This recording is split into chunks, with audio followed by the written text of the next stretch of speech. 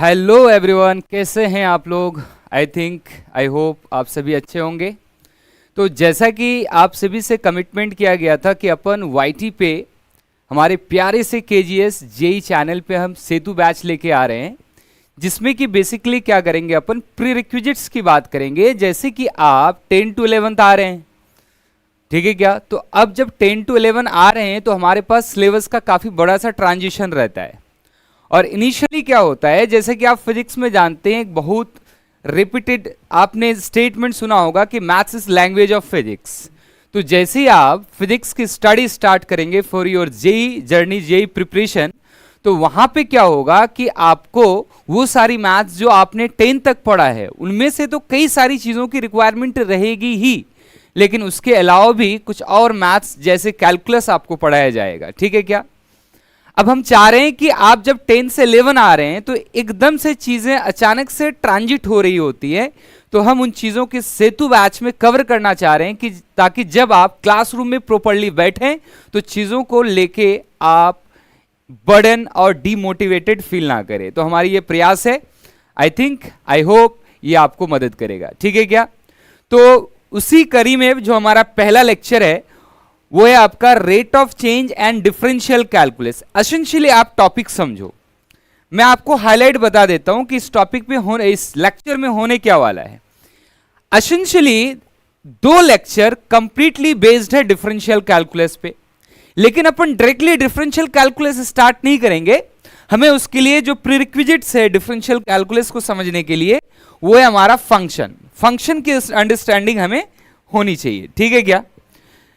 तो थोड़ी सी चर्चा हम फंक्शन पे करेंगे, वेरिएबल्स कांस्टेंट पे करेंगे, एंड हमारा जो जर्नी होगा इस लेक्चर का पूरे डिफरेंशियल कैलकुलस को समझने का, हम उन पे इस पहले लेक्चर में ज्यादा इस बात पे फोकस करेंगे कि आखिर मैथ्स की नीड फिजिक्स में है, ये हम समझते हैं, और इस डिफरेंशियल कैलकुलस की नीड फिजिक्स में कैसे है, हमें कब पता चलेगा कि डिफरेंशियल कैलकुलस हमें यहां लगाना है और कहां नहीं लगाना है। यानी बेसिकली हम बात करेंगे need of differential calculus in physics.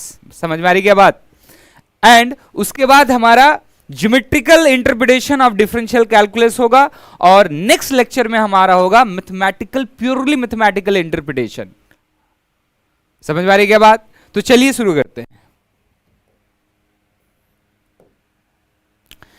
तो बच्चों यार, सबसे पहले हम समझते हैं फंक्शन के बारे में।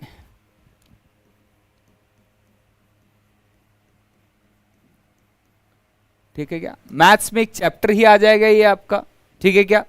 यहां पे अपन फिजिक्स के लिए जो मैथ्स पढ़ते हैं ना, वो नीड बेसिस पढ़ते हैं, जितनी हमारी रिक्वायरमेंट है हम उतनी ही बात करेंगे, ठीक है। मैथ्स एज ए सब्जेक्ट हम फिजिक्स में नहीं पढ़ रहे हैं। समझ में आ रही क्या बात। तो यार देखो, मैं आपको समझाता हूं। जैसे कि मैं मान लो एक इक्वेशन ले रहा हूं, y equals to 3x plus 2। Clear है क्या बात। मेरे भाई बात मेरी समझो, अगर मैं x की वैल्यू 0 रखूंगा तो y कितना हो जाएगा मेरे भाई, 0 हो जाएगा, नो 2 हो जाएगा। अगर x की वैल्यू 1 रखूंगा तो y कितना हो जाएगा, बोलो भाई 5 हो जाएगा।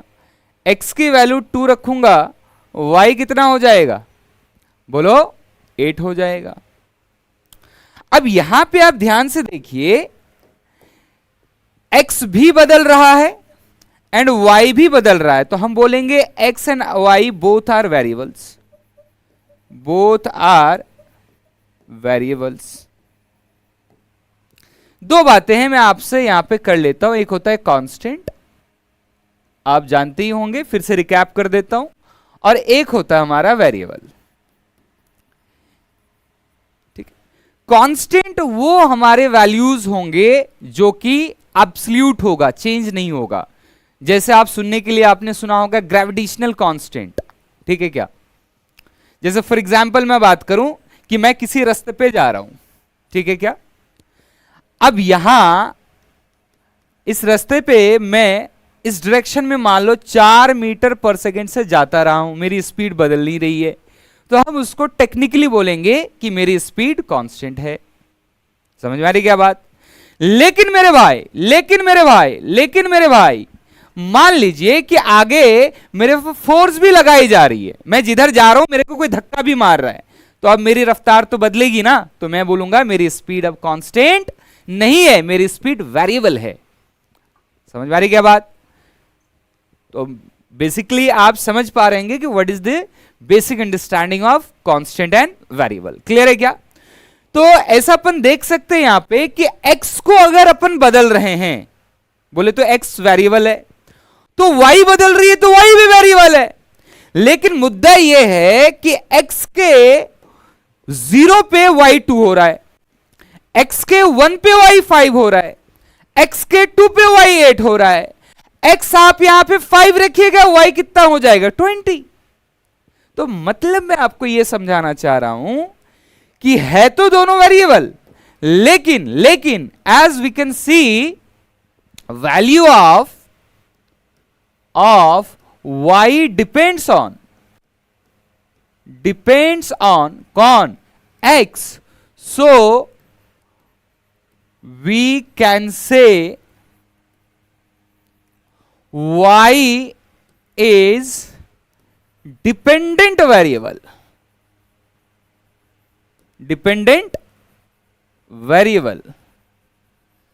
and x is independent variable. बात समझ में आ रही है क्या? नहीं आ रही बात समझ? फॉर एग्जाम्पल आप डिसाइड करो कौन डिपेंडेंट कौन इंडिपेंडेंट। मैंने आपसे बोला, क्या बोला मैंने आपसे?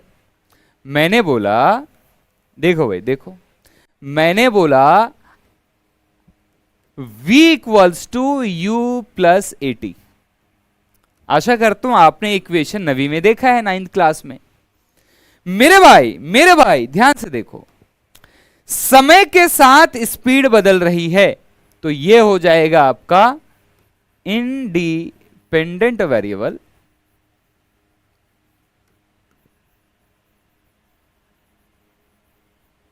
एंड बदल रही है स्पीड वेलोसिटी, तो इसको क्या बोलेंगे? Dependent variable. आशा करता हूं आपको डिपेंडेंट इंडिपेंडेंट वेरिएबल का जो अंडरस्टैंडिंग है वो क्लियर हो गया होगा। ठीक है क्या? तो जब हम कह रहे हैं कि y x पे डिपेंड कर रही है, क्या बोल रहे हैं आप? y डिपेंड्स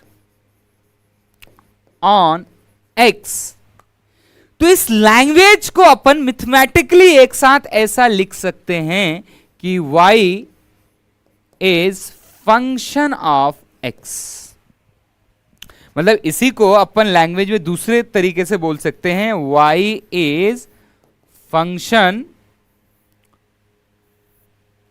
क्या बोल सकते हैं अपन?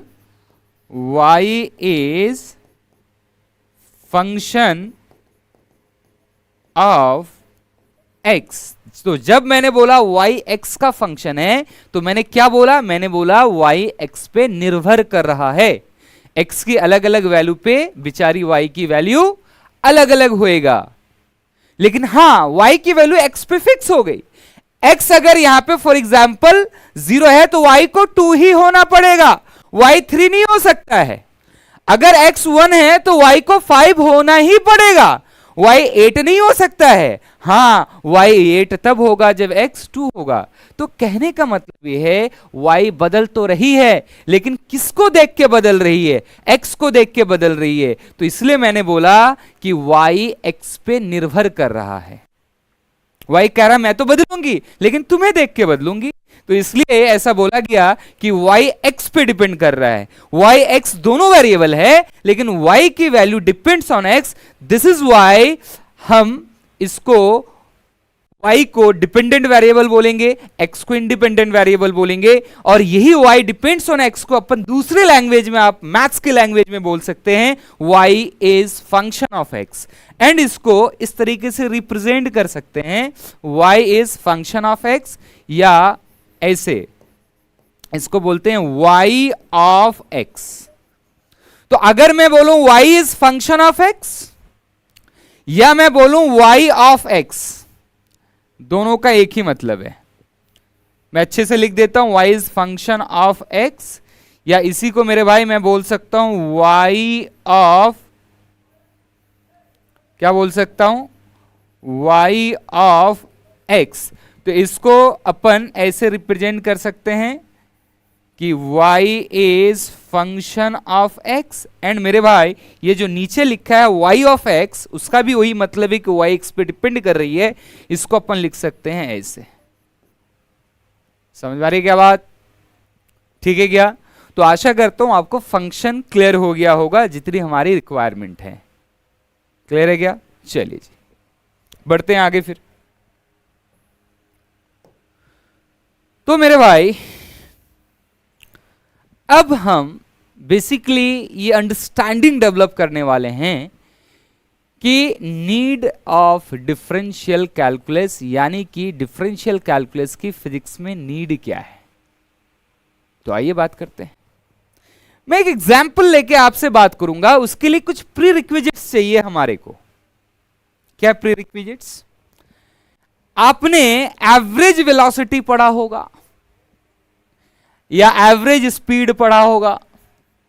इनके फॉर्मूले we will apply here, delta X by delta T या delta S by delta T. इतना तो पढ़ा होगा आपने। क्या मतलब, थोड़ा सा मैं क्लियर कर देता हूं। आप ऐसे क्यों डर रहे हो, मैं क्लियर कर दे रहा हूं, टेंशन मत लो। मान ले मेरे भाई यहां से पार्टिकल t बराबर 0 से चला x1 से और x2 पे पहुंचा, या मैं, हाँ ठीक है, इसको t1 कह दिया। तो मैं कह सकता हूं कि t1 टाइम में ये कितना चला। अब ले भैया, ओरिजिन ये है, ये ओरिजिन है, और t बराबर 0 पे आपने x1 पे देखा और t बराबर t1 पे आपने x2 पे देखा। तो अगर मैं बोलूं एवरेज स्पीड बता, t equals to 0 to t1, तो तू क्या करेगा मेरे भाई? तू बोलेगा सर यहां से यहां जो चला ये दूरी स्ट्रेट लाइन बिना पलटी मारे है, तो यही ना डिस्टेंस ट्रेवल होगा रे। तो कैसे लिखेगा? x2 by t1 minus 0। ना ना ना ना ना ना ना ना, अगर तू x2 minus x2 divided by t1 minus 0 लिख रहा है, तो तू एसेंशियली ये पूरी डिस्टेंस लिख रहा है। यहां से, तेरे को वहां से नहीं पूछा है, तेरे को यहां से पूछा है। तो तू क्या करेगा, बताना क्या करेगा? तू करेगा x2 minus x1 by t1 minus 0। तो मेरे भाई यही x2 माइनस x1 तो डेल्टा x है ना, डेल्टा से चेंज को दिखाते हैं, final value minus initial value divided by मेरे भाई ये फाइनल टाइम, ये इनिशियल टाइम, तो यही तो है आपका डेल्टा टी। आशा करता हूं ये कैसे अपन अप्लाई करते हैं आप समझ गए होंगे। क्लियर है क्या? बोलो भाई। आइए तो अब हम आपको ले चलते हैं डिफरेंशियल कैलकुलस के नीड को समझाने की ओर। तो अपन लिख रहे हैं need of understanding of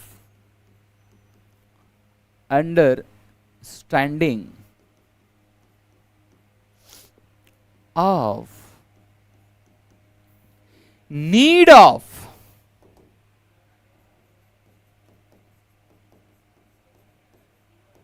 differential calculus.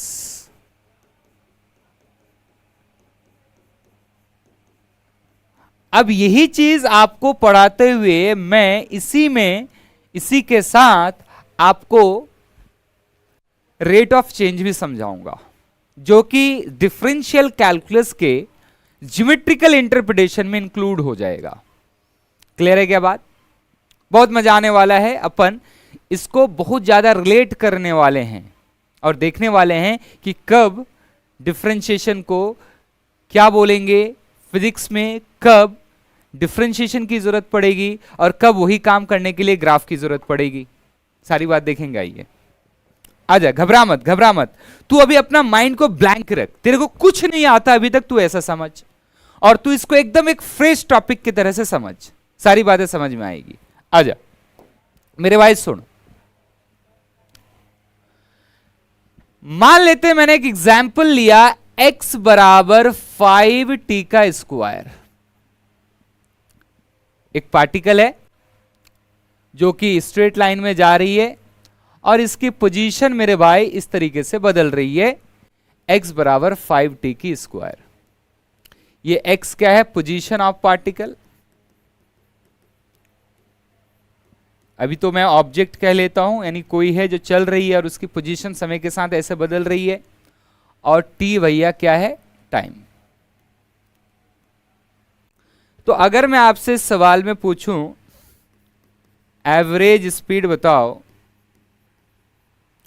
From 0 to 3 second, कैसे निकालोगे? बहुत सिंपल है, उधर समझाया आपको मैंने। क्या समझाया मैंने? कि इसके लिए आप क्या करेंगे, फॉर्मूला लगाएंगे delta x divided by delta t, बोले तो x at 3 second minus x at 0 second divided by delta t, बोले तो 3 माइनस 0। ओके, तो मैं क्या बोल रहा था? Delta x upon delta t, बोले तो x3 minus x at 0, x at 3 minus x at 0 divided by 3 minus 0। ए सुरमा, क्या होगा? 3 सेकंड पे अगर तू x की वैल्यू देखेगा घुसेड़ टी पे तो 3 3 जा 9, 45। ओहो, माइनस 0 सेकंड पे कितना होगा? 0 डिवाइडेड बाई टाइम कितना? 3। देख पा रहा है कितना आ रहा? 15 मीटर पर सेकेंड। ये एवरेज स्पीड आ गई भाई। क्या आ गई? Average speed. लेकिन अगर मैं आपसे बोलूं कि बताओ स्पीड एट 3 सेकेंड क्या होगा? क्या सर दोनों क्वेश्चन में फर्क है? हां बिल्कुल फर्क है। क्या फर्क है दोनों क्वेश्चन में? दोनों क्वेश्चन में फर्क ये है कि ये बोल रहा है कि 0 से 3 सेकेंड तक स्पीड बताओ एवरेज। कहने का मतलब क्रिकेट का मैच है, 6 बॉल 1 ओवर में है, 6 बॉल में आपने 12 रन बनाए, तो एवरेज निकला 1 बॉल में 2 रन बनाया। लेकिन ऐसा जरूरी तो नहीं है ना, एमएस धोनी बैटिंग कर रहे हैं, हो सकता है 4 बॉल में कुछ नहीं करा, उन्होंने स्ट्रोक करा और 2 बॉल में 2 छक्के लगा दिए, तो 1 ओवर में 12 रन बन गए। तो अगर मैं इंस्टेंटेनियस, अगर मैं पर्टिकुलर हर एक बॉल की बात करूं तो हर एक बॉल में इक्वल रन बना है ऐसा जरूरी नहीं है। लेकिन हमने एक एवरेज आउट निकाला कि अगर 12 रन 1 ओवर में बने हैं, तो अगर दूसरे पारी को 1 ओवर में 12 रन बनाने हैं तो उसको यह आइडिया लेके चलना पड़ेगा कि एक बॉल में मिनिमम 2 रखेंगे हम। तो एक आइडिया है, वो एग्जैक्ट नहीं है कि ऐसा होगा ही, वो एक आइडिया रखेगा कि अच्छा 1 बॉल गया यार 1 ही रन ले पाए 1 बॉल में, तो वो कोशिश करेगा अगले में छक्का मार लूं या 3 रन ले लूं या 2 रन ले लूं, वो मेंटेन करना चाहेगा। और जब मैं कह रहा हूं कि स्पीड एट 3 सेकेंड, तो मैं ऐसा कह रहा हूं जैसे मैं बोल रहा हूं कि बताओ एमएस धोनी ने तीसरे ओवर के दूसरे बॉल में कितना रन बनाया, तो ये इंस्टेंटेनियस। और मैं अगर ये बोलूं कि बताओ एमएस धोनी ने तीसरे ओवर में पूरे 6 बॉल उन्होंने खेला कितना रन बनाया, तो मैं एवरेज पूछ रहा हूं। ओहो, बात समझ में नहीं आ रही है? आएगी, देख इधर। तो मैं पर्टिकुलर 3 सेकंड पे, 3 सेकंड जब 1 2 3 सेकंड हुआ तो उस 3 सेकंड वाले मोमेंट पे क्या रफ्तार थी मैं वो आपको पूछ रहा हूं। यानी मैं बताऊं आपको, मैं किसी इंस्टेंट पे स्पीड पूछ रहा हूं, पता है? और इस स्पीड को अपन बोलते हैं इंस्टेंटेनियस स्पीड। ओहो, बात बड़ी सिंपल है यार, किसी इंस्टेंट पे स्पीड पूछ रहा हूं तो मैं एसेंशियली आपको पूछ रहा हूं instantaneous speed.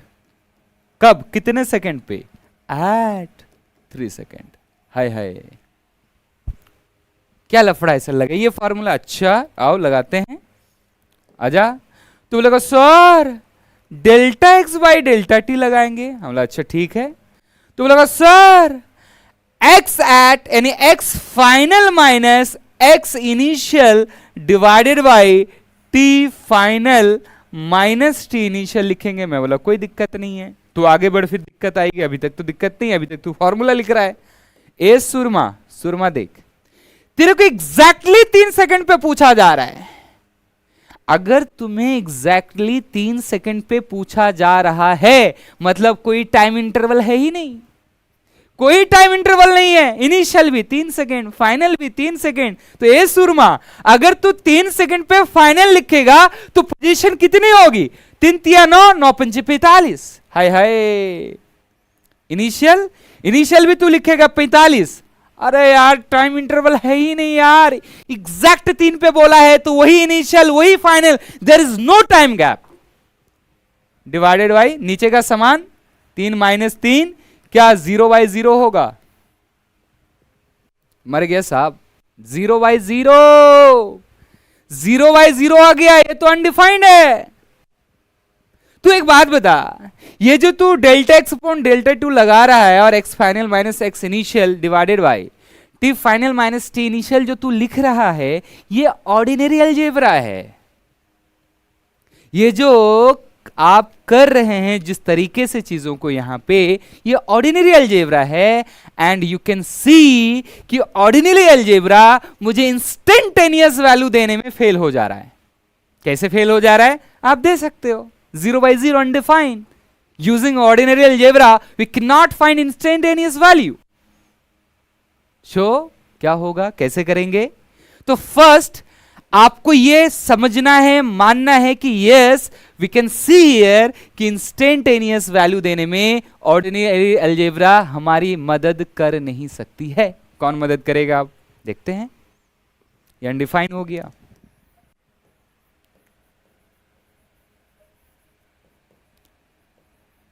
So, from above discussion,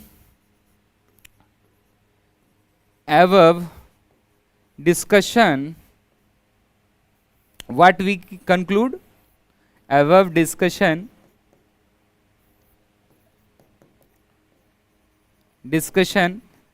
we conclude that ordinary algebra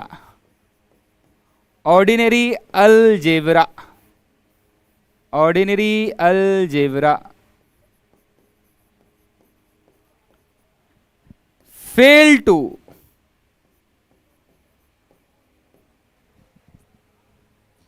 to get instantaneous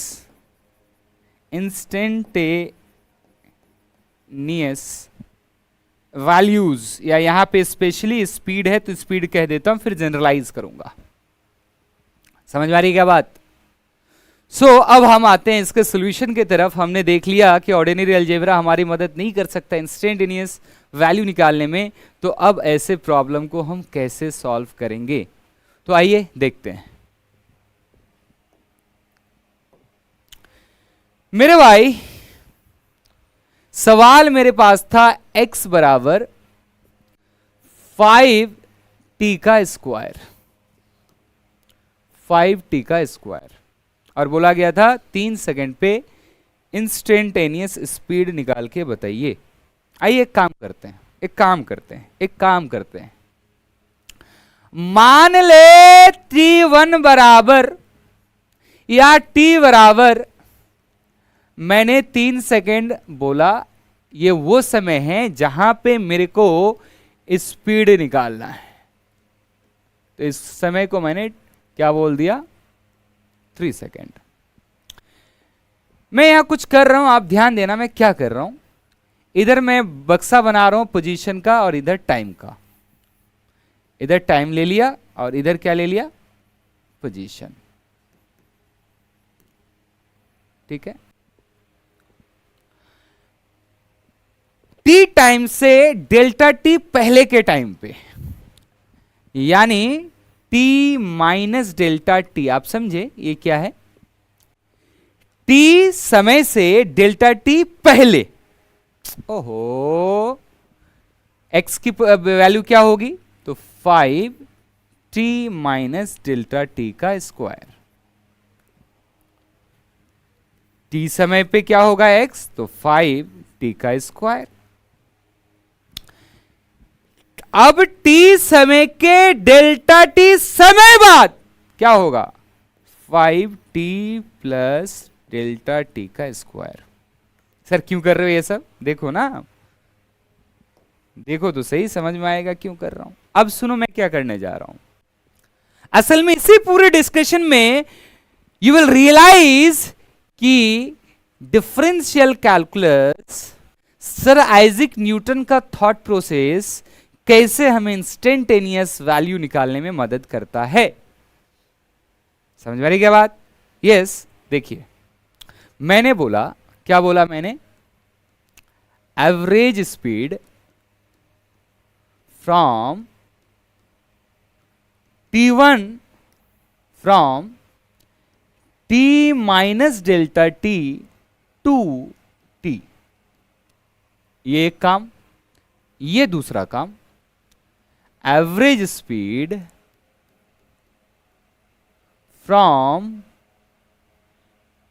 t to t plus delta t। t हमारा फोकस टाइम है, उसी पे निकालना है। अभी मैं एवरेज निकाल रहा हूं, t से थोड़ी पहले से लेकर t तक, t से थोड़ी बाद के टाइम गैप तक। उधर भी डेल्टा t का गैप है, इधर भी डेल्टा t का गैप है, यानी एक डेल्टा t के उधर छोटे में और एक बड़े में। समझ में नहीं आया? अब आइए, अभी तक मैं इसमें कोई भी differential calculus sir Isaac Newton का थॉट प्रोसेस नहीं लगाया मैंने। अभी 1-2 मिनट लगाऊंगा भी नहीं, जब लगाऊंगा तुम्हें बोलूंगा मैं। आजा, यहां पे एवरेज स्पीड निकालेंगे तो आप क्या करोगे बताओ? फाइनल बता बता बता बता बता बता बता। तू यहां से यहां की बात कर रहा है तो ये फाइनल हो जाएगा, और ये क्या हो जाएगा? इनिशियल। ये क्या हो जाएगा? ये क्या हो जाएगा? फाइनल। ये क्या हो जाएगा? इनिशियल। तो अब क्या होगा भाई? फाइनल टाइम पे x की वैल्यू, बोले तो t पे x की वैल्यू 5t स्क्वायर माइनस, अरे x final minus x initial delta x divided by this one 5t minus delta t का square divided by delta t। Delta t बोले तो t minus delta t। And यहां मेरे भाई, यहां पे हमारा हो जाएगा final t plus delta t पे है तो x फाइनल ये वाला होगा, बोले तो 5t प्लस डेल्टा t का स्क्वायर माइनस क्या होगा भाई? बोलो बोलो, t इनिशियल t तो क्या होगा? 5t का स्क्वायर डिवाइडेड बाय क्या हो जाएगा बताओ? Final time is t plus delta t minus initial time is t। कोई दिक्कत? बोलो भाई। अब सुनो, सॉल्व करते हैं। ए सुरमा 5t स्क्वायर माइनस, देख भाई a माइनस बी का होल स्क्वायर का फॉर्मूला लगा और मनी मन सॉल्व कर ले। t का स्क्वायर तो होगा माइनस 5t का स्क्वायर, t का स्क्वायर माइनस 5t का स्क्वायर, बीच में होगा डेल्टा t का स्क्वायर तो माइनस 5 डेल्टा t का स्क्वायर। उसके बाद बीच में माइनस है, लेकिन माइनस माइनस क्या हो जाएगा? प्लस ट्वाइस ऑफ, बोलो भाई, तो ट्वाइस के जगह पे यहाँ क्या हो जाएगा? बोलिए, ट्वाइस है तो 5 टू ज़ा 10, क्या होगा? t into delta t। समझ में आई क्या बात? डिवाइडेड बाय कितना हो जाएगा? आप देख सकते हो ये और ये कट जाएगा तो प्लस नीचे डेल्टा t। यहां पे क्या होगा मेरे भाई? 5t square plus 5 delta t का square plus 10t into delta t into delta t। मेरे भाई पहले से यहाँ 5t का स्क्वायर है और डिवाइडेड बाय ए सुरमा, ये और ये तो कट गया तो क्या डेल्टा t बचा। मेरे भाई बात ध्यान देने वाली है, अगर थोड़ा सा और यहाँ पे आप ध्यान दोगे तो आपको दिखेगा ये और ये तो निपट गया और ये इसके साथ चला गया तो क्या बचा? ए सुरमा, ध्यान से देख, इन दोनों में आप डेल्टा टी कॉमन ले सकते हो, आपको कोई आपत्ति नहीं होनी चाहिए। जब डेल्टा टी कॉमन ले लोगे, इवन कि आप 5 भी कॉमन ले सकते हो, तो जब 5 डेल्टा टी कॉमन ले लोगे तो मेरे भाई यहां पे 2t बचेगा। एंड मेरे भाई जब 5 डेल्टा टी यहां कॉमन ले लिया तो यहां सिर्फ क्या बचा, डेल्टा टी डिवाइडेड बाई कौन है, डेल्टा टी। यहां पे कौन है, बोलो कौन है, यहां पे देख वही 5 डेल्टा टी कॉमन आ गया, तो यहां डेल्टा टी ही बचा और यहां सिर्फ 2t बचा। डिवाइडेड बाई कौन है भाई, डेल्टा टी। आशा करता हूं यहां तक आप जो भी मैंने मैथ्स करा आपको समझ में आया होगा। बोलो भाई यहां तक समझ में आया क्या? चूंकि इससे आगे अब अपन कुछ चीजें इंट्रोड्यूस करने वाले हैं, तो फर्स्ट आप यहां तक क्लियर हो जाओ कि ये जो कुछ भी करा वो आपके पल्ले पड़ा है। बोलो भाई ठीक है। अब मेरी बात सुनिएगा, ये और ये मैं कब काट पाऊंगा, जब 0 करूंगा। बात सुनिए, अभी जो ये वैल्यू आई हुई है नीचे, ये आपका एवरेज है t से t प्लस डेल्टा टी। ये भी एवरेज है t माइनस डेल्टा टी से t। अभी ये इंस्टेंटेनियस वैल्यू नहीं है। अब होगा क्या, अगर आप इंस्टेंटेनियस वैल्यू की बात करोगे, एग्जैक्टली आप 3 सेकंड पे निकालना चाहोगे, जिसको मैंने t माना है, तो ऐसे में आपको डेल्टा t को 0 करना पड़ेगा। और बोलो ना, लेकिन जब डेल्टा टी 0 करोगे, ए सुरमा ये 0, ये 0, ऊपर का पूरा समान 0, नीचे 0, तो 0/0 तो अनडिफाइन हो जाएगा। फिर से वही लफड़ा जहां से हम बच के आ रहे थे। अरे बोलो ना यार। तो एसेंशियली आप क्या समझ पा रहे हैं कि डेल्टा टी हम 0 नहीं कर सकते हैं। अगर हम डेल्टा टी 0 करेंगे तो मेरे को क्या मिलेगा, इंस्टेंटेनियस मिलेगा तो सही, लेकिन अनडिफाइंड। हाय रे हाय हाय हाय, यानी एसेंशियली सॉल्यूशन मिलने वाला नहीं है। तो अब आता है यहां पे रोल सर आइजैक न्यूटन बाबा का। वो कहते हैं, वो क्या कहते हैं, लेकिन उनका मैं एक स्टेटमेंट कैलकुलस को लेके सुनाता हूं। ये कैलकुलस का ही पार्ट है। मैथ्स में आप पढ़ोगे कैलकुलस, एक डिफरेंशियल कैलकुलस, इंटीग्रल कैलकुलस। तो सर आइजैक न्यूटन कैलकुलस के बारे में उनका स्टेटमेंट सुनना कि calculus is the approximate method, not exact method. सुनना ध्यान से, कितनी विचित्र बात है। Calculus is the approximate method which gives exact result, exact solution. समझ आ रही बात? यानी यहां पे हम कुछ अप्रोक्सीमेशन तो लगाएंगे, डेल्टा टू एग्जैक्टली 0 नहीं लेंगे, हम अप्रोक्सीमेट कुछ वैल्यू लगाएंगे। बात करेंगे अभी वो कौन सी बात है, लेकिन हमें जो आंसर मिलेगा वो एग्जैक्ट मिलेगा। This is the beauty of calculus.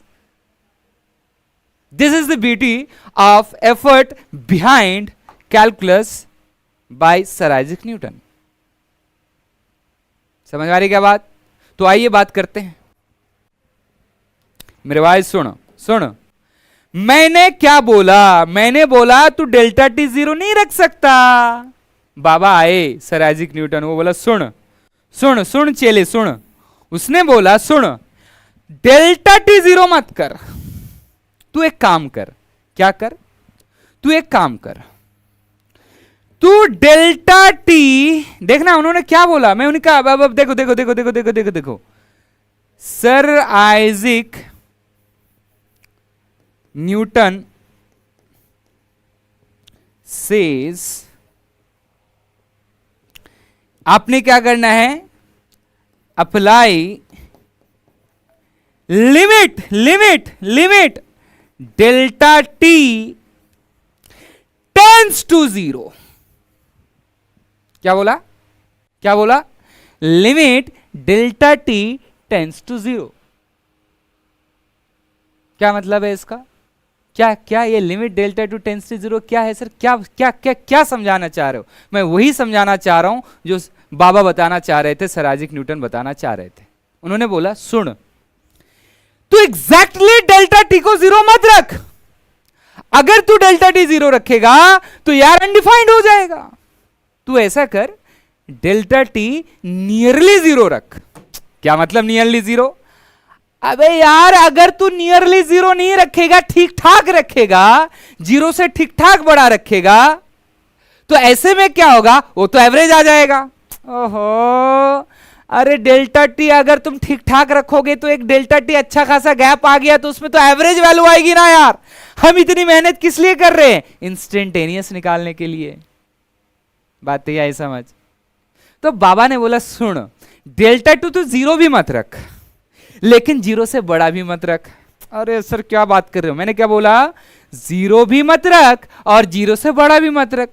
तुम लगा सर ये कौन सी दुविधा में डाल दिया आपने, जीरो भी नहीं रखने बोल रहे हैं, जीरो से बड़ा भी नहीं रखने बोल रहे हैं, तो क्या रखें? तो बाबा ने बोला अप्रोचेस जीरो रखो। तो क्या मतलब है, क्या मतलब है अप्रोचेस जीरो का? मैं समझा रहा हूं, देख। ए सुरमा, डेल्टा टी अप्रोचेस जीरो का मतलब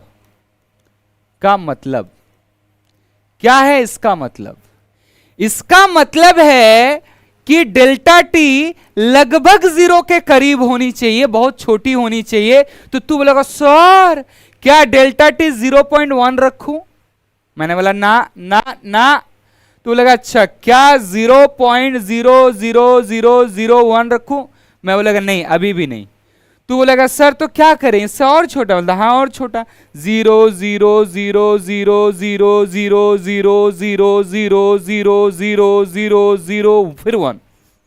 तो बोला सर अब ठीक है ना? बोला ना अब भी ठीक नहीं है। तू सर पकड़ लेगा, क्या बकवास कर रहे हैं सर आप, कितना छोटा रखें? तो सुन जवाब, तू जितना सोच सकता है उससे भी छोटा, यानी तेरी सोच से परे। यानी अगर मैं इसको टेक्निकली बोलना चाहूं तो डेल्टा टी इनफाइनाइटसिमली स्मॉल, अनंत छोटा। हिंदी में इसको बोलेंगे अनंत छोटा, मतलब इतना छोटा जो हमारे सोच से भी छोटा है। बात समझ में? अरे बोलो ना यार, बात समझ में आई क्या? डेल्टा टी ठीक ठाक नहीं रख सकते हैं, ठीक ठाक रखेंगे तो गैप वहां पे कंसीडर करी जाएगी, तो उस गैप में क्या होगा, एवरेज वैल्यू आएगी। जैसे मैं थोड़ा सा आपको विजुलाइज कराता हूं चीजों को, बात समझना। आप गाड़ी चला रहे हो, मोटरसाइकिल चला रहे हो, आपको 4 मिनट का समय दिया जाए, तो उस 4 मिनट में मान लो आपने 400 मीटर की दूरी तय किया फॉर एग्जाम्पल। अब मेरे भाई उस 400 मीटर की दूरी उस 4 मिनट में जो आपने तय किया, तो आप लिखेंगे 400 मीटर डिवाइडेड बाय 4 मिनट, यानी 4 इंटू, क्या बोल रहा हूं मैं, 400 डिवाइडेड बाय 4 मिनट यानी 4 इंटू 60 सेकेंड। तो ये कटेगा, ये कटेगा, यानी 5/3 मीटर पर सेकेंड ये आपकी एवरेज स्पीड होगी। क्या होगी ये? Average speed. समझ में आ रही बात आपको? लेकिन मेरे भाई अगर मैं आपसे पूछूं कि यहां पे कितने सेकंड्स हैं टोटल, 6 चौका 24, 240 सेकंड, क्या हर एक सेकंड आपकी स्पीड इतनी ही रही होगी? जरूरी नहीं है। लेकिन मैं आपसे बोलूं कि बोलो 239 या 230 सेकंड से लेके 230.0000001 सेकंड, इतने छोटे से गैप में क्या पॉसिबिलिटी बनती है कि इतने छोटे ये कितना का गैप है रे? कितना का गैप है ये गैप घटाओगे उनमें से इतना तो आएगा 0.0000001, ये गैप आएगा। तो क्या पॉसिबल है लगभग कितने छोटे से गैप में आपके बाइक की स्पीड लगभग सेम रही हो? तो अगर आपके बाइक की स्पीड लगभग सेम रही हो तो उसको पूरी एक ही वैल्यू तो हम बोलेंगे, क्या उसको इंस्टेंटेनियस में कंसीडर कर सकते हैं? हाँ, ये और बात है कि इसको इससे और भी छोटा अगर लोगे तो होगा क्या, वैल्यू और भी प्योर आएगी और भी एग्जैक्ट के तरफ जाएगी। तो इसलिए तो बाबा ने बोला कि आपको क्या करना है कि डेल्टा टी नियरली जीरो लेना है। जीरो नहीं ले सकते लेकिन नियरली जीरो लेना है, इतना करीब लेना है जितना अपन लिख नहीं सकते।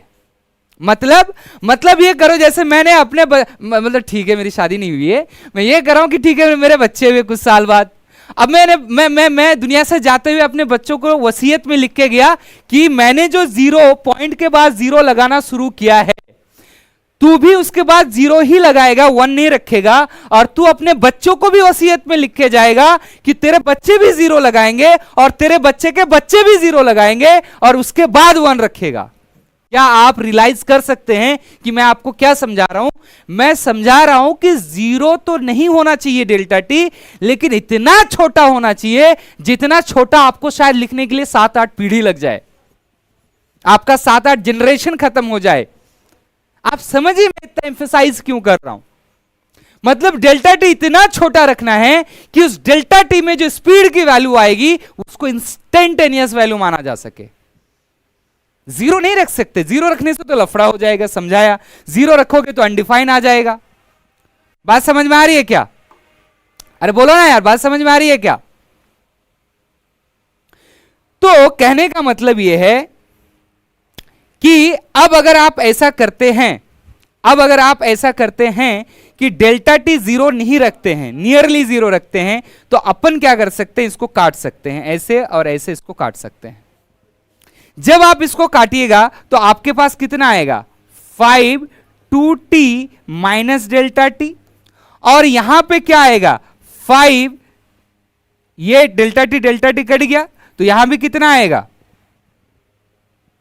यहां भी आ जाएगा 5 डेल्टा टी प्लस 2t। और अभी आपने क्या बोला था कि डेल्टा टी अप्रोचेस जीरो है, तो अगर डेल्टा टी अप्रोचेस जीरो है तो ये 2t ठीक ठाक टाइम है, उसके रिस्पेक्ट में, t के रिस्पेक्ट में डेल्टा टी तो नेग्लिजिबली स्मॉल है, so we can ignore delta t here. Approximation बोला तो था, calculus is the approximation which approximate method which gives exact result. मैं नहीं कह रहा हूं, बाबा कह रहे हैं, सर आइजैक न्यूटन। तो ऐसे में आप जब इसको इग्नोर कर देंगे तो हमारे पास ये समान हट गया, तो 5 इंटू 2t इज 10t आएगा, है। और यहां पे भी कितना आएगा, ये भग जाएगा तो यहां भी 10t आएगा। यानी मैं आपसे क्या कहना चाह रहा हूं, मैं आपसे यह कहना चाह रहा हूं, इतनी सारी बातों के बाद मैं आपसे यह कहना चाह रहा हूं कि हमारे पास जो स्पीड आया सॉल्व करके t minus delta t to t and t plus delta t, जब मैंने डेल्टा टी अप्रोचेस जीरो कर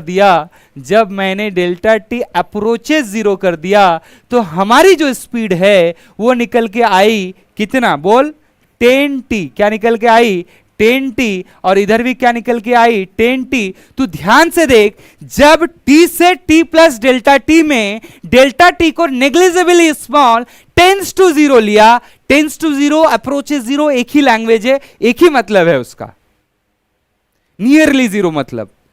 तो जब डेल्टा टी नियरली जीरो ले लिया तो वो t प्लस डेल्टा टी तक की कहानी नहीं है t से, बल्कि एग्जैक्टली t की कहानी है। चूंकि t प्लस डेल्टा टी में डेल्टा टी जब भग गया तो वो t बन गया, और यहां पे t minus delta T 2t में जब डेल्टा टी भग गया तो ये t minus delta T t बन गया। यानी एसेंशियली दिस इज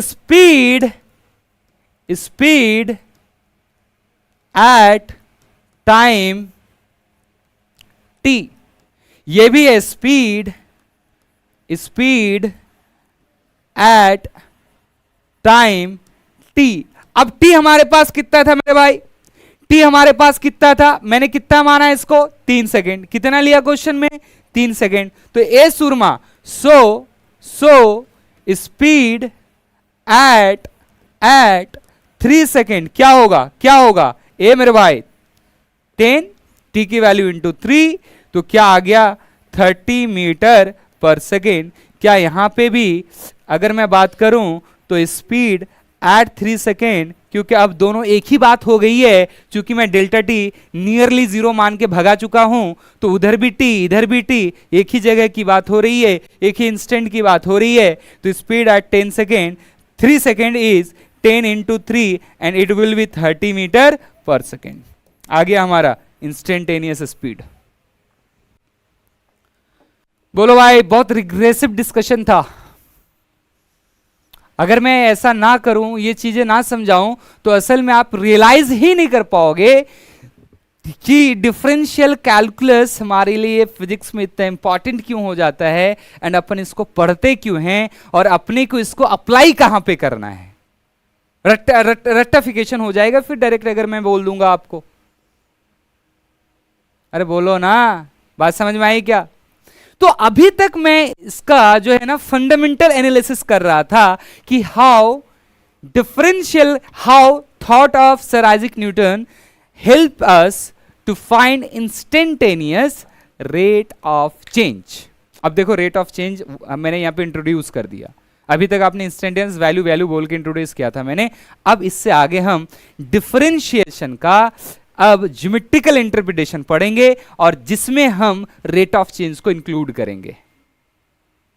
और एग्जैक्टली आप याद रखना, एग्जैक्टली जब मेरे को डिफरेंशिएशन करना आ जाएगा, जो मैथमेटिकल काम होगा, कंप्लीटली प्योरली मैथमेटिकल काम, एक ज्योमेट्रिकल इंटरप्रिटेशन, एक मैथमेटिकल इंटरप्रिटेशन, तो वहां पे आप देखेंगे कि x की वैल्यू अगर 5t² दिया हुआ है, तो हमारे पास इंस्टेंटेनियस स्पीड का फॉर्मूला हो जाएगा dx/dt, और इस dx/dt में आप फॉर्मूला देखेंगे 5 बाहर आएगा, t का स्क्वायर का डिफरेंशियल होगा 2t, और ये सॉल्व होके आ जाएगा 10t। आपको कुछ समझ में नहीं आया, बात समझना है भी नहीं, जस्ट मैं आपको बता रहा हूं कि यही काम जो आपने इतने डिस्कशन के बाद लाया, ये आंसर जो इतने डिस्कशन के बाद 10t आया है, यही काम अब प्योरली मैथमेटिकल काम जब आपको हम सिखाएंगे, तो वहां पे डायरेक्ट फॉर्मूले लगा के आप सॉरी dx/dt करके 10t निकाल सकते हैं।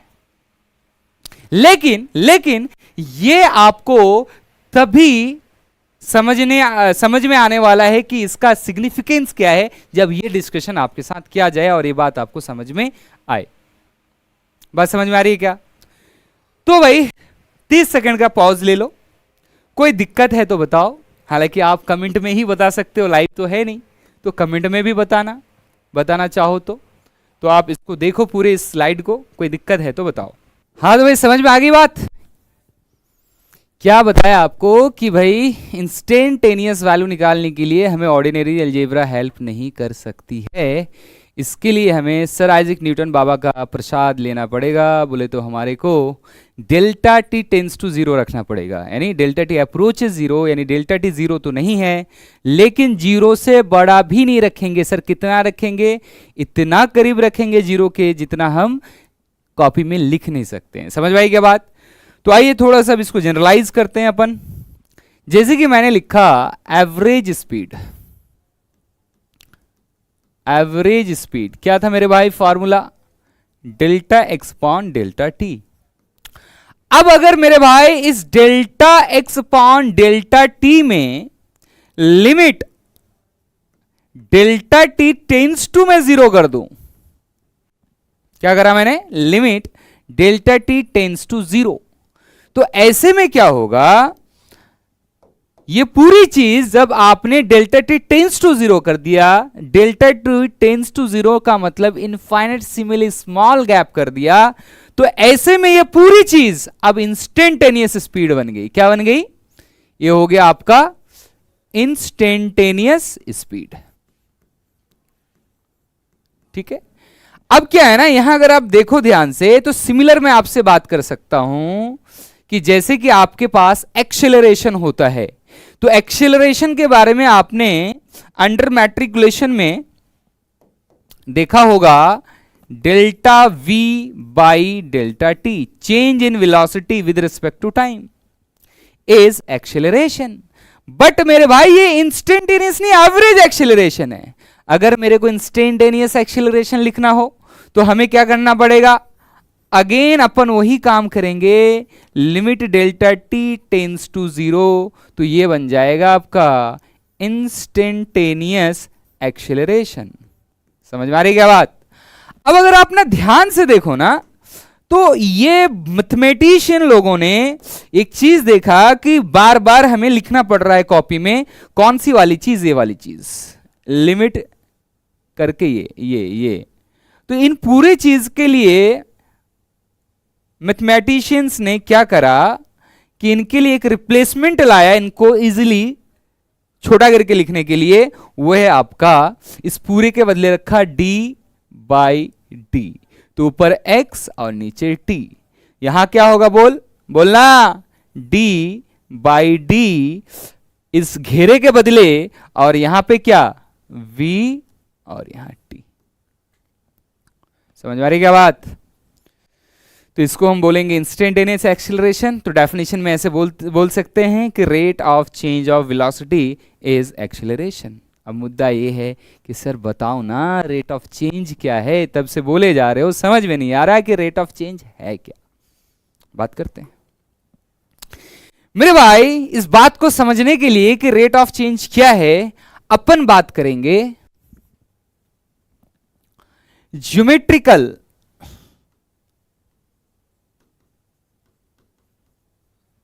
रिप्रेजेंटेशन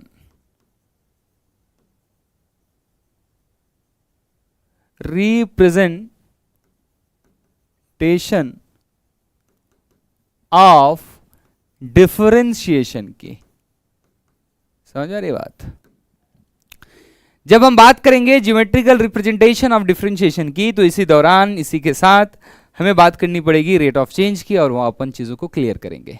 मेरी बात सुनना, ये जो आपका d x upon d t है ना, इस dx पॉन dt का कई एक नाम है, कई एक में 3 नाम है।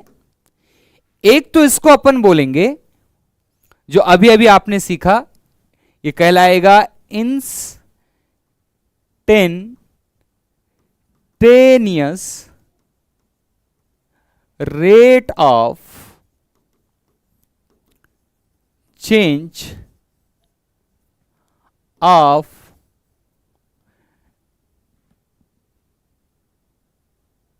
Displacement with respect to time, या position with respect to time. वो काइनेमेटिक्स का पार्ट है कि dx ds के बराबर कैसे हो जाएगा। काइनेमेटिक्स में ये चीजें पढ़ाई जाएंगी आपको कि delta x is always equal to delta s, change in displacement, change in position vector हमेशा बराबर होते हैं। वो काइनेमेटिक्स की बात है, ठीक है क्या? तो खैर हमने इसको डिस्प्लेसमेंट, एक्स को डिस्प्लेसमेंट बोल के ही समझाया आपको, ठीक है, क्योंकि सिनेरियो हमने ऐसा लिया था स्ट्रेट लाइन का, पलटी वल्टी नहीं मार रही थी, कोऑर्डिनेट एक ही बदल रहा था, तो एक्स को डिस्प्लेसमेंट भी अपन यहां बोल रहे हैं। क्लियर है क्या बात? समझने के लिए विद रिस्पेक्ट टू टाइम। अब मेरे भाई इसी का दूसरा नाम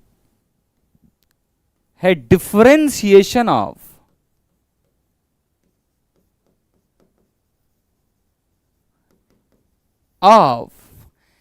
x with respect to time. ये किसके लैंग्वेज में है? तो यह है कैलकुलस के लैंग्वेज में। ये किसके लैंग्वेज में? फिजिक्स के लैंग्वेज में।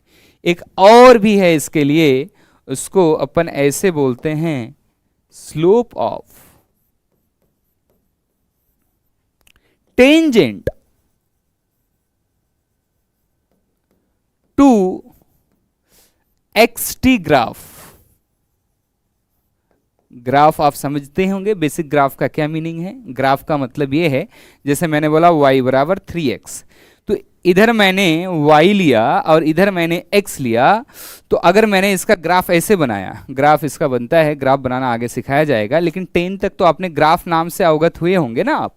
तो ग्राफ क्या करता है? 2 वेरिएबल का रिलेशन को बताता है। क्या बताता है? 2 वेरिएबल का रिलेशन। समझ में आ रही क्या बात? तो मेरे भाई बात समझना, हालांकि अभी तो ज्योमेट्रिकल रिप्रेजेंटेशन में अगेन ये ग्राफ वाली बात अपन करेंगे। तो कहने का मतलब ये है कि जब मैं लिखता हूं dx अपॉन dt, तो इसको 3 तरीके से बोला जा सकता है कि it is instantaneous rate of change of displacement with respect to time, and फिर बोला जा सकता है differentiation of x with respect to time, और इसी को बोला जा सकता है slope of tangent to x t graph. अब मेरे मतलब समझना, मैं इन चीजों को क्यों पढ़ा रहा हूं, आप क्यों पढ़ रहे हो, फिजिक्स के लिए पढ़ रहे हो ना। तो ये जो लैंग्वेज है ये तो भैया फिजिक्स के लिए है ना, ये जो अपन बोलते हैं वो है इन फिजिक्स। और मेरे भाई ये जो लैंग्वेज है ये कैलकुलस का लैंग्वेज है, और ये आपका जो स्लोप ऑफ टेंजेंट ये बेसिकली ज्योमेट्री का लैंग्वेज है। बाकी इससे और डिटेल गहरी बात मैथ्स में करेंगे आप, मैं तो सिर्फ उतना पढ़ा रहा हूं जितना मैथ्स में रिक्वायरमेंट है। तो मेरे भाई अब हमारी जरूरत तो इसकी है, ये क्यों पढ़ रहे हैं, क्योंकि ये इन्हीं दोनों में से आएगी। यानी जब भी फिजिक्स में आपको इंस्टेंटेनियस रेट ऑफ चेंज निकालना हो, या तो आप डिफरेंशिएशन करेंगे या तो आप स्लोप देखेंगे। क्या देखेंगे, स्लोप देखेंगे। सर कौन सा कब देखेंगे ये भी बता दो। लो बिल्कुल बताता हूं, सुनो मेरी बात। मेरे भाई डिफरेंशिएशन का सहारा तब लेंगे आप इंस्टेंटेनियस रेट निकालने के लिए जब इक्वेशन दी हो, इक्वेशन दिया हुआ हो।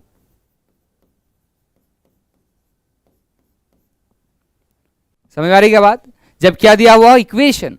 और इसका सहारा कब लेंगे, जब ग्राफ दिया हुआ हो, ग्राफ दिया हुआ हो, दिया हुआ हो।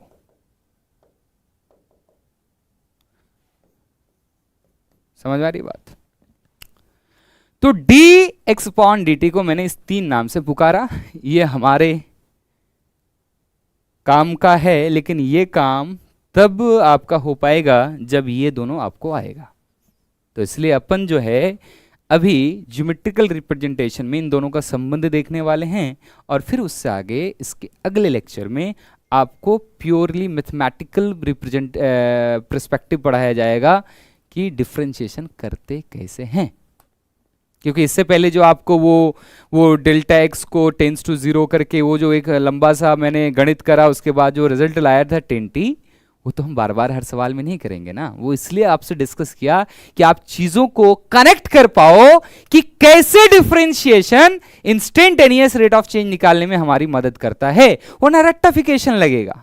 सीधे मैं बोल दूं कि हाँ D upon D x is called instantaneous rate of change and it is also called differentiation of y with respect to x, and differentiation करके instantaneous rate of change मिल जाएगा। तो ये बात कनेक्ट ही नहीं हो पाएगी कि कैसे डिफरेंशिएशन से instantaneous rate of change मिल पाएगा।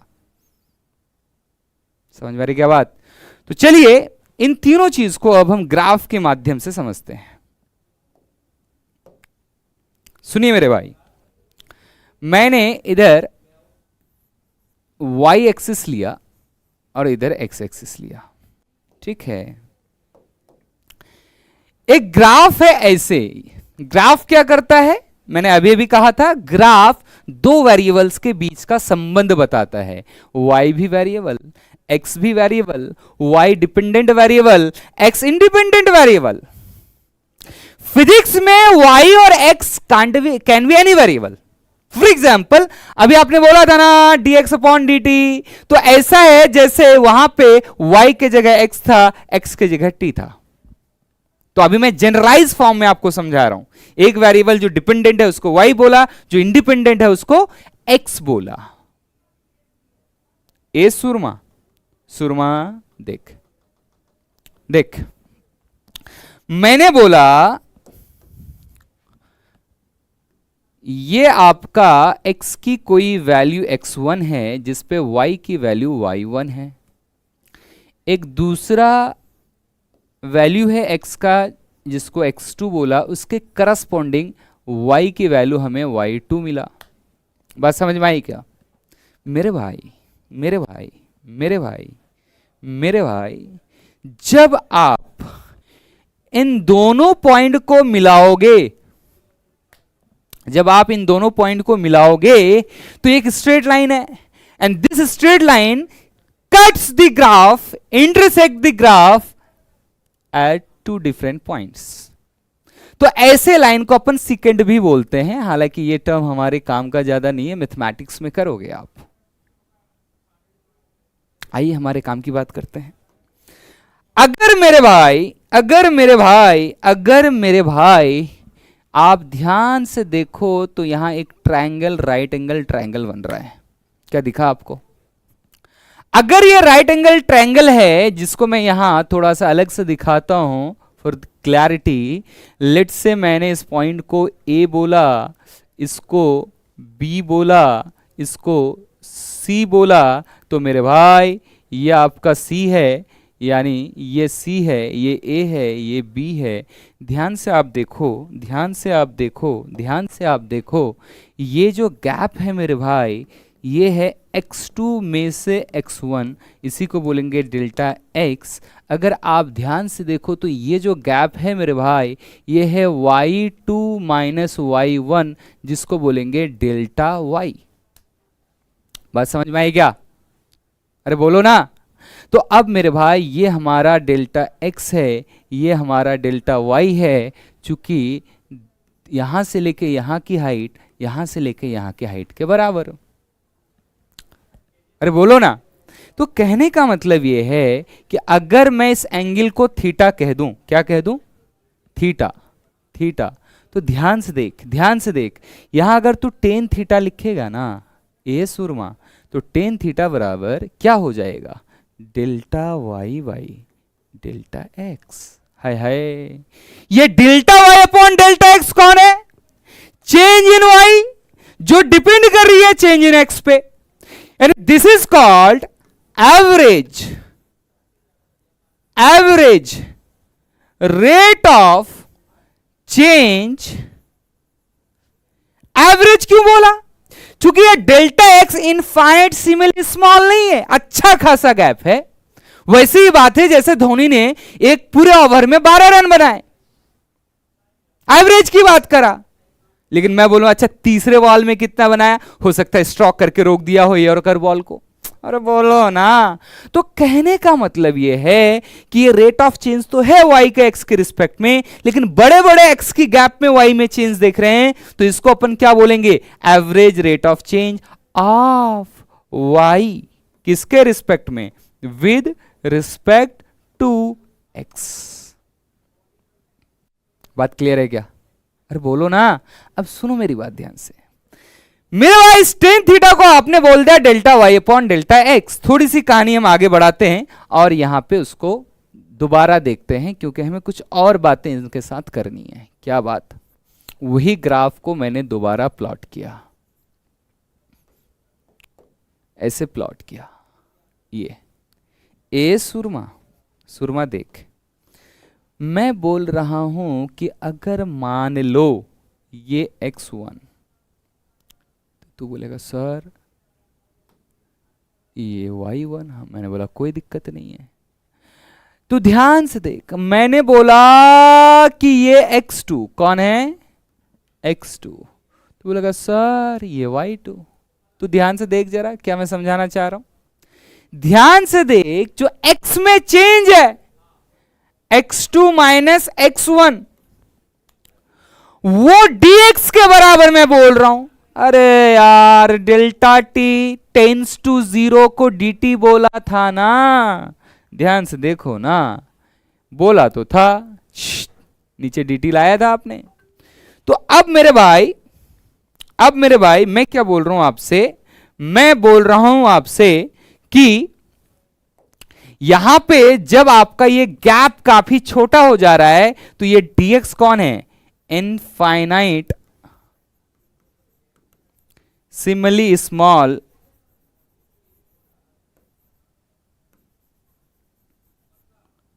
चेंज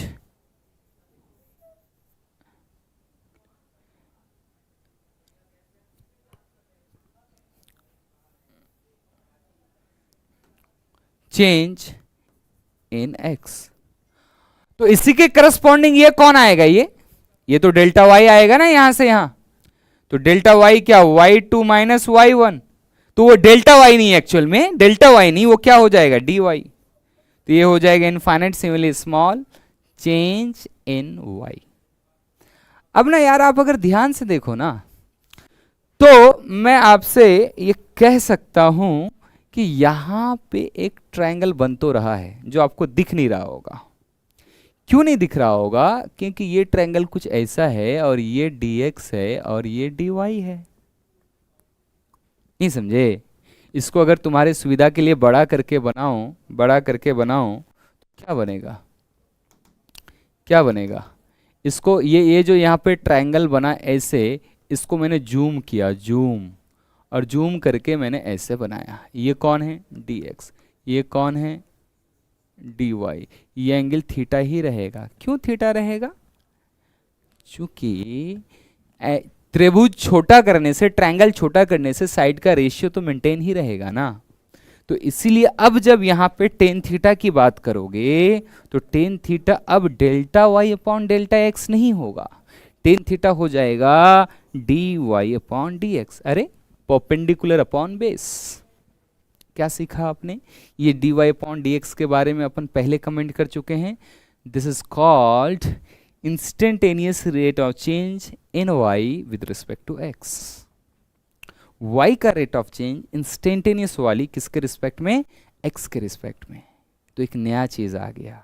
मैंने तीसरा बोला तो था आपसे, अरे बोला तो था कि ये dx अपॉन dt का एक तीसरा नाम है slope of tangent. xt graph है तो xt ग्राफ का स्लोप ऑफ टेंजेंट, और अगर यहां yx ग्राफ है तो इसका तीसरा वाला नाम हो जाएगा slope of tangent to yx graph. Instantaneous rate of change, slope of tangent, तीसरा डिफरेंशिएशन, तीनों कनेक्ट हो गए। अब हमारा काम क्या बचेगा? हमारा काम बचेगा कि हम प्योरली मैथमेटिकल काम देखें कि डिफरेंशिएशन करते कैसे हैं। उससे पहले हम अपना समय आज के इस लेक्चर के आखिरी में रखेंगे इस बात को समझने में कि रेट ऑफ चेंज को अपन कंट्रोल कैसे करेंगे। कंट्रोल करने का मतलब, कई बार क्या होता है ना, रेट ऑफ चेंज का मतलब, जैसे मान लो मैंने क्या बोला कि मेरी स्पीड बढ़ रही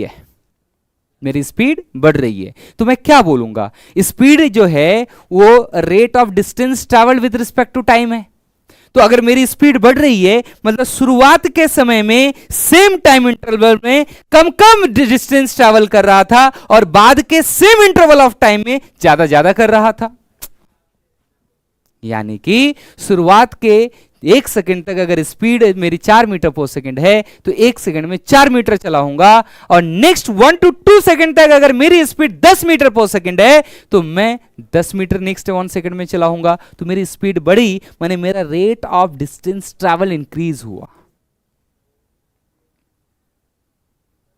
लेकिन मेरे भाई अब दिमाग लगाना, मैंने बोला 0 से 1 सेकंड तक मेरी रफ्तार है 10 मीटर पर सेकंड।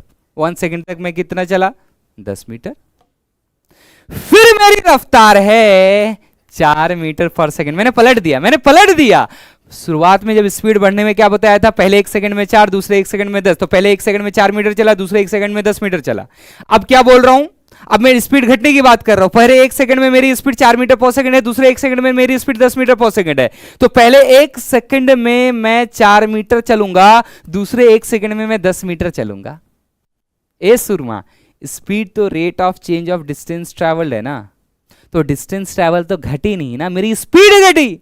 मेरी स्पीड 4 से 10 से 4 हो गई, लेकिन speed is rate of change of distance travelled, लेकिन डिस्टेंस ट्रैवल तो नहीं घटी।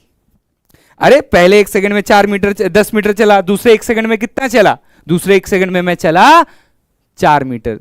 तो 2 सेकंड में 10 से मेरा 14 मीटर हो गया डिस्टेंस ट्रैवल। तो कहने का मतलब किसी क्वांटिटी का बढ़ना एक अलग बात है और उस क्वांटिटी का रेट ऑफ चेंज का बढ़ना घटना दूसरी बात है। हो सकता है कि कोई क्वांटिटी बढ़े लेकिन उसका रेट ऑफ चेंज घटे। अरे यार हो गई ना कंफ्यूजन। मुझे पता है यहां पे तुम परेशान होगे, मुझे पता है यहां परेशान हो गए, इसलिए स्पेशली वहां पे मैंने एम्फिसाइज करके हाईलाइट किया था रेट ऑफ चेंज। बात नहीं आई समझ? आइए ना समझाता हूं। चलिए, तो पहले एक बार मैं कंक्लूड कर लूं इस बात को कि भाई ये जो d y x upon d t है, इसका तीन नाम है, instantaneous rate of change of x with respect to time, differentiation of x with respect to time, and slope of tangent to x graph. अगर मैं इसको जनरलाइज करूं तो क्या जनरलाइज कर सकता हूं? मैं जनरलाइज कर सकता हूं कि हमारे पास है D Y upon D X, और इस D Y upon D X में Y and X can be any variable in physics में y और x की जगह कोई भी वेरिएबल आ सकता है। फॉर एग्जाम्पल मेरे पास आ गया dv/dt dt, ये एक्सेलरेशन हो गया, y की जगह v, x की जगह t। मेरे पास आ गया f बराबर dp/dt rate of change of momentum, y की जगह p, x की जगह t। अरे बोलो ना, इस तरह से चीजें हैं आपका। तो फिजिक्स में y and x can be any variable, और इसका तीन नाम में वही पहला वाला जो उधर से आप नोट कर लेंगे। क्या पहला वाला? कि this is called instantaneous rate of, चलो लिख ही देता हूं, instantaneous rate of change of y with respect to x, and दूसरा नाम this is also called differentiation of y with respect to x। समझ में आ रही क्या बात? और उसके बाद तीसरा नाम slope of tangent to y x graph. अब टेंजेंट वर्ड अगर आप भूल गए हैं कि टेंजेंट क्या है, तो यार देखो ना, इन दोनों पॉइंट को जब मिलाओगे और एक ऐसे लाइन खींचोगे तो इन दोनों पॉइंट को मिलाने वाली लाइन इस ग्राफ को टच करके जा रही है, तो ऐसे लाइन को अपन बोलेंगे टेंजेंट। और ध्यान से देखो, यही तो टेंजेंट वाला लाइन था ना रे, अरे इसको छोटा कर दो ना। तो ये आपका टेंजेंट है, तो टेंजेंट का क्या कुछ एंगल बन रहा है, तो ये एंगल का टेन थीटा ही क्या है, उसका स्लोप है। समझ में आ रही बात? ठीक है भाई। तो अब हम अपना समय कुछ देते हैं रेट ऑफ चेंज में, कि रेट ऑफ चेंज क्या है। चलिए आइए इस बात को अपन समझते हैं। रेट ऑफ चेंज, तब से मैं चिल्ला रहा हूं, वही मतलब है। देखो, किसी क्वांटिटी का चेंज होना और उसका चेंज के साथ, जैसे कि मैंने बोला, मान लो कि आज कौन सा दिन है, आज मान लेते हैं कि मंडे है, ठीक है क्या, मंडे से ट्यूसडे पेट्रोल की दाम मान लो 10 रुपये, अनप्रैक्टिकल बात कर रहा हूं, फॉर एग्जांपल 10 रुपये पर लीटर से 15 रुपये पर लीटर हुई। 24 घंटे में कितना बढ़ा? 5 रुपया। मंगलवार से बुधवार पेट्रोल की दाम 15 रुपये से 17 रुपये हुई पर लीटर। भाई ये मंगल से बुधवार पूरे टाइम में पेट्रोल का दाम बढ़ा है, लेकिन आप देखो तो पहले एक दिन में बढ़ने का रेट ज्यादा है, दूसरे एक दिन में बढ़ने का रेट कम है। तो रेट बढ़ी है, पेट्रोल का दाम पर लीटर बढ़ी है, लेकिन बढ़ने का रेट घटी है। वैसी बात जैसे मेरी स्पीड घट रही है, मैं बहुत तेज जा रहा हूं फिर स्लो हो गया, तो मैं बहुत तेज जा रहा हूं फिर स्लो हो गया, मैं बहुत तेज जा रहा था फिर मैं रुक गया। कहने का मतलब पूरे जर्नी में मेरी डिस्टेंस ट्रैवल बढ़ रही है, लेकिन शुरुआत में डिस्टेंस का रेट ऑफ कवर ज्यादा था, बाद में डिस्टेंस का रेट ऑफ कवर कम है। मतलब शुरुआत के 1 सेकंड में अगर मान लो मैं x मीटर चला हूं, तो बाद के 1 सेकंड में मैं x से कम चलूंगा। आइए कुछ सवाल के माध्यम से बोर्ड में समझते हैं। फॉर एग्जाम्पल, आप में से सभी बच्चे ने पढ़ा होगा अंडर मैट्रिकुलेशन में करंट का formula delta q by delta T. इसका पढ़ा होगा total charge phloem by total time taken. बोले तो क्यू फाइनल, ये होता है Q final minus Q initial, ऐसे तो पढ़ा होगा आपने। अब मुझे बताओ, ये एवरेज करंट है, ये कैसा करंट है? एवरेज। अगर मैं करंट इंस्टेंटेनियस की बात करूं, तो मेरे भाई आप में से सभी को अभी आ चुका है कि मैं limit delta T tends to 0 करूँगा और ये हमारा delta q by delta t रहेगा एंड ये पूरा समान हमारा d q by d t कहलाएगा। बोलो ना क्या कहलाएगा? D q by d t. अब मैं इस पे एक सवाल देता हूं आपको। अब मैं जो सवाल देने जा रहा हूं ना, उस सवाल को करने के लिए आपको टेन थीटा के बारे में कुछ बातें बतानी पड़ेंगी। शायद आपको पता होगा, मैं बस आपको याद दिला रहा हूं। बच्चे यार, टेन थीटा को मैंने क्या बोला?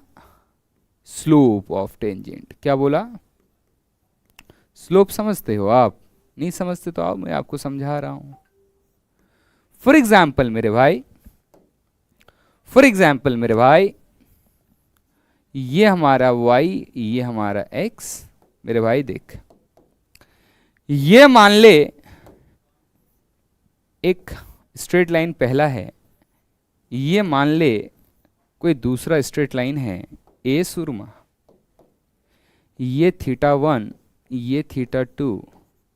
थीटा 1 कम है थीटा 2 से, बात बिल्कुल सही है। क्या टेन थीटा 1 कम है टेन थीटा 2 से? तुम बोलोगे यस सर। अगर मैं टेन थीटा की कहानी बताऊं तो 0 से लेके 90 डिग्री तक, यानी जब आओगे 0 से 90 तो टेन थीटा बढ़ती है। टेन थीटा क्या होती है भाई?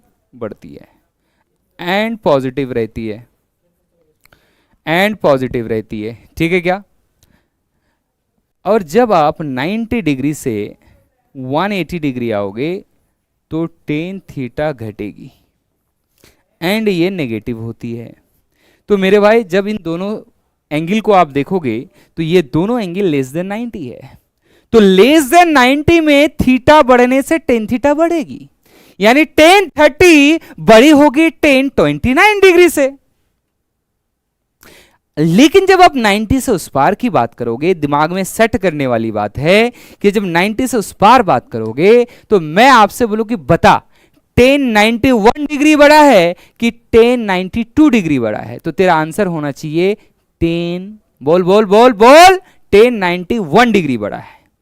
क्योंकि 90 से उस पार जैसे आप दूर जाइएगा, यानी 90 से दूर जाइएगा, 180 के पास जाइएगा तो स्लोप घटेगा, टेन थीटा घटेगी। यही टेन थीटा तो स्लोप है। अरे बोलो ना।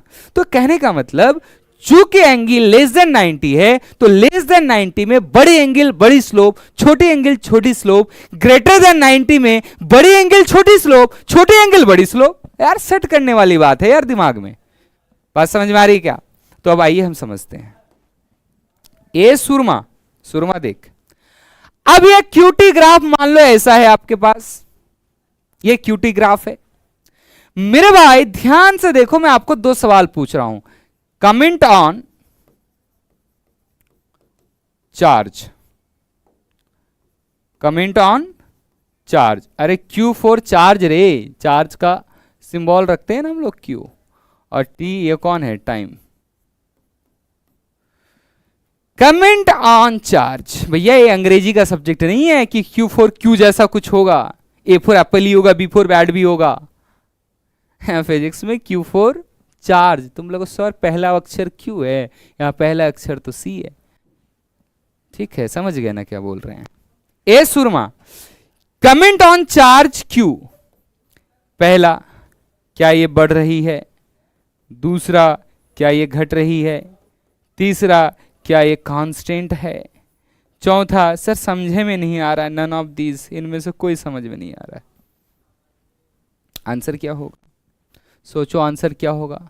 पड़ोस में मैं दूसरा सवाल लिख देता हूं, मैं दूसरा सवाल पड़ोस में लिखता हूं।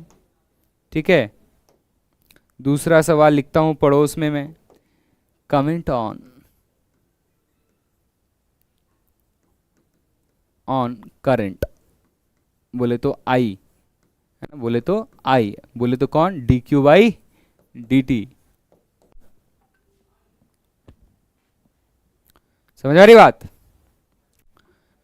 बताओ भाई, इस लेक्चर का ये आखिरी डिस्कशन है। क्वालिटेटिव डिस्कशन हमारा डिफरेंशियल कैलकुलस का इसमें हो जाएगा। नेक्स्ट लेक्चर में अपन सीखेंगे कि डिफरेंशिएशन करते कैसे हैं। इस लेक्चर में सीखा डिफरेंशिएशन क्या होता है, कब लगाएंगे, सिग्निफिकेंस क्या है, रेट ऑफ चेंज क्या है, उसी के करस्पॉन्डिंग स्लोप क्या है, कब रेट ऑफ चेंज स्लोप से निकलेगा, कब रेट ऑफ चेंज डिफरेंशिएशन से निकलेगा। ये सारी कहानी की बात इस लेक्चर की थी। एक आखिरी सवाल से हम खत्म करते हैं, सोचो जरा क्या होगा। मैंने आपको क्या बोला? मैंने बोला कि कोई क्वांटिटी बढ़ सकती है लेकिन उसके बढ़ने का रेट घट भी सकती है। अरे पेट्रोल का दाम वाला एग्जाम्पल लिया ना, तो यहां ध्यान से अगर आप देखोगे तो घर घर बच्चे को यह बात समझ में आनी चाहिए कि जैसे जैसे आप समय बढ़ा रहे हो वैसे वैसे चार्ज की वैल्यू बढ़ रही है। तो इसमें तो कोई शक ही नहीं है, इसमें तो कोई संदेह ही नहीं है कि भाई चार्ज की वैल्यू बढ़ रही है। लेकिन मेरे भाई, जब मैं आपसे बोलूंगा बता सूरमा, पहला करंट बढ़ रही है, दूसरा करंट घट रही है, तीसरा कांस्टेंट है, कांस्टेंट। हाय हाय, चौथा सर समझे में नहीं आ रहा, हमको तो लग रहा है ननाब दीज होगा, इनमें से कोई ना सही होगा। ए सूरमा, सोच, मैंने क्या बोला कि dy upon dx is tan theta. Tan theta slope है, तो अगर टेन थीटा बढ़ेगी तो स्लोप बढ़ेगी, यानी dy अपॉन dx बढ़ेगी। सिमिलरली y के जगह q है, x के जगह t है। अगर स्लोप बढ़ेगी, टेन थीटा बढ़ेगी, तो क्या यही टेन थीटा, ए सुरमा, यही टेन थीटा क्या यहां इस क्वेश्चन के लिए dq बाई dt बोले तो करंट है? तो टेन थीटा बढ़ेगी तो स्लोप बढ़ेगा, बोले तो करंट बढ़ेगी, और घटेगा तो घटेगी। मेरे भाई, मैं समझाना क्या चाह रहा हूं आपको, आप बात मेरी समझो। जब आप यहां से लेके यहां जाओगे तो ध्यान से देखो, मैं कोई एक दो टाइम यहां पे t1 ले लेता हूं। t1 टाइम पे टेंजेंट वाली है। अरे टेंजेंट कौन होता है? जिस पॉइंट पे टेंजेंट देखोगे छू के निकाल दोगे। मेरे भाई, बात शर्माने की नहीं है, समझने की है। जब यहां लिखोगे तो ये दूसरा टेंजेंट हो गया आपका। बोलो ना यार, तो ध्यान से देखो ना, यहां पे टेंजेंट ये वाली होगी, तो तू ध्यान से देखना यार। t2 और ये t3 बोल दिया मैंने, ठीक है? बता, ध्यान से देख, ध्यान से देख। अरे देखो ना क्या हो जाएगा मेरे भाई। जैसे जैसे समय बढ़ा रहे हो वैसे वैसे स्लोप घट रही है, जैसे जैसे समय बढ़ा रहे हो वैसे वैसे स्लोप घट रही है। तो what we can say is कि टाइम जैसे जैसे बढ़ रही है, टेन थीटा वैसे वैसे, अरे बोलो ना, घट रही है। तो यानी क्या करंट घट रही है? तो क्या ऑप्शन 2 हो जाएगा? मेरे भाई बात समझो यार, स्लोप का बढ़ना घटना, यहां ध्यान से देख, थीटा घटी तो टेन थीटा घटी। क्या थीटा घटने से टेन थीटा हमेशा घटेगा? बिल्कुल नहीं। थीटा घटने से टेन थीटा घटी मैंने इसलिए बोला कि मैंने बोला था 0 से 90, अगर थीटा घटती है तो टेन थीटा घटेगी, अगर थीटा बढ़ती है तो टेन थीटा बढ़ेगी। यानी 0 से 90 आओगे, टेन थीटा बढ़ेगी, 90 से 0 वापस जाओगे, टेन थीटा घटेगी। ए सुरमा, ये सारे एंगल तू देख, शर्मा मत, तू देख, ये सारे एंगल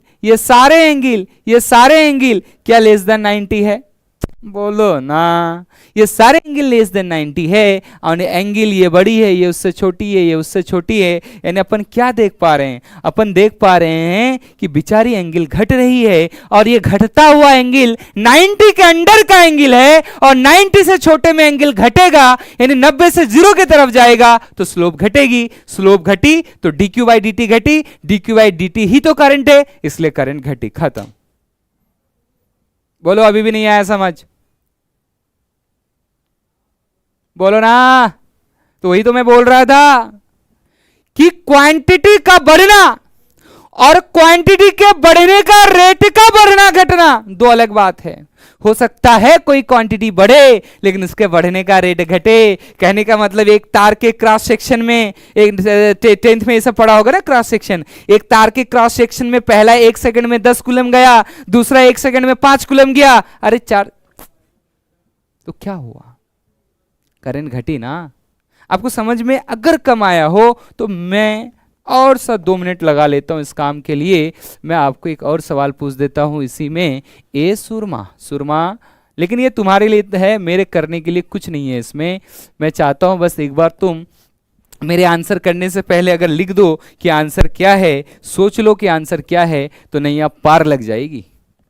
बताओ, अगर मैं चार्ज की बात करूं, बोलो घट रही है, बढ़ रही है, क्या हो रही है?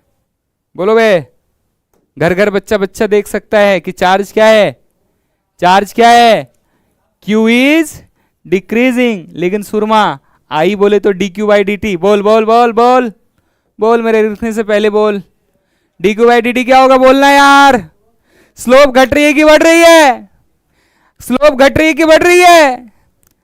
स्लोप ध्यान से देख सुरमा, यहां ऐसे, यहां ऐसे, यहां ऐसे। ध्यान से देख, ध्यान से देख, ध्यान से देख, ध्यान से देख, ध्यान से देख। अरे देखना क्या हो रहा है, स्लोप बढ़ रही है, स्लोप बढ़ रही है। ये एंगल, ये एंगल, ये एंगल। ध्यान से देख, मैं तेरे को समझा रहा हूं प्रॉपर्ली लिख के, प्रॉपर्ली लिख के समझा रहा हूं। T1, T2, T3। सुरमा देख मेरे भाई, देख देख देख देख देख देख देख। θ1, θ2, θ3, θ1, θ2, θ3 ग्रेटर देन 90 डिग्री।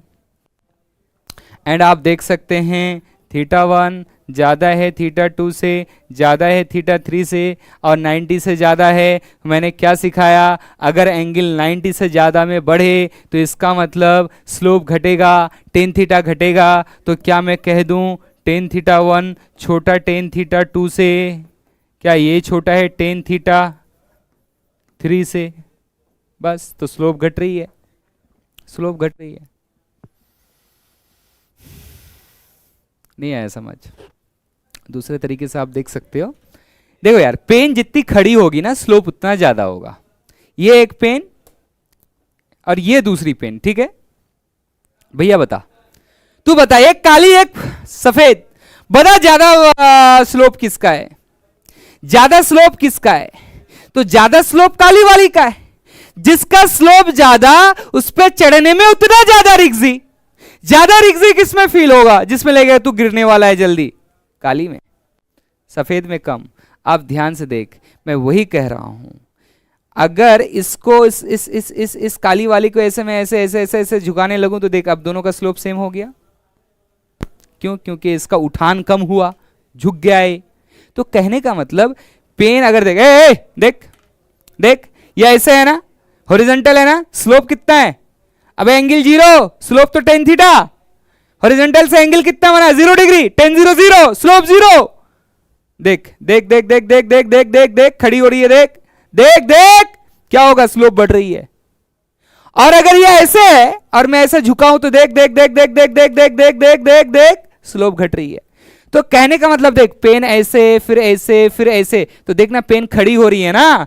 तो अगर पेन खड़ी हो रही है समय बढ़ने के साथ, तो स्लोप बढ़ रही है। ये भी एक सोचने का तरीका। क्यों बार बार एंगल से सोचोगे?